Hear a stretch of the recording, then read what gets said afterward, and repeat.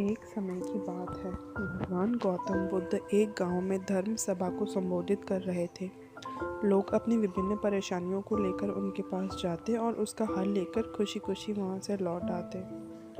उसी गांव में सड़क के किनारे एक गरीब व्यक्ति बैठा रहता तथा महात्मा बुद्ध के उपदेश शिविर में आने जाने वाले लोगों को बड़े ध्यान से देखता। उसे बड़ा आश्चर्य होता कि लोग अंदर तो बड़े दुखी चेहरे लेकर जाते हैं, लेकिन जब वापस आते हैं तो बड़े खुश और प्रसन्न दिखाई देते हैं। उस गरीब को लगा कि क्यों ना वो भी अपनी समस्या को भगवान के समक्ष रखे। मन में यह विचार लिए वह भी महात्मा बुद्ध के पास पहुंचा। लोग पंक्तिबद्ध खड़े होकर अपनी समस्याओं को बता रहे थे।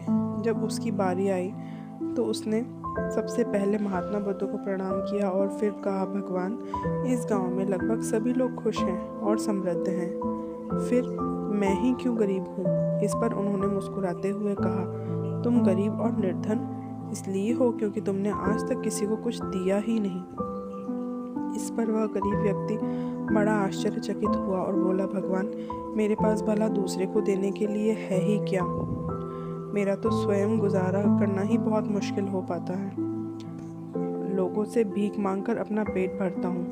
भगवान बुद्ध कुछ देर तक शांत रहे, फिर बोले, तुम बड़े अज्ञानी हो। औरों के साथ बांटने के लिए ईश्वर ने तुम्हें बहुत कुछ दिया है, मुस्कुराहट दी है जिसे तुम लोगों के साथ आशा का संचार कर सकते हो, मुख दिया है ताकि तुम लोगों से दो मीठे शब्द बोल सकते हो, उनकी प्रशंसा कर सकते हो, दो हाथ दिए हैं जिससे तुम लोगों की मदद कर सकते हो।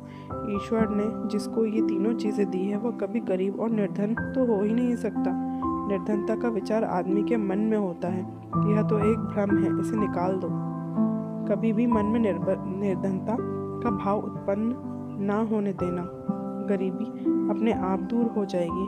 भगवान बुद्ध का संदेश सुनकर उस व्यक्ति का चेहरा चमक उठा और उसने उस उपदेश को अपने जीवन में उतारा, जिससे वह फिर कभी दुखी नहीं हुआ।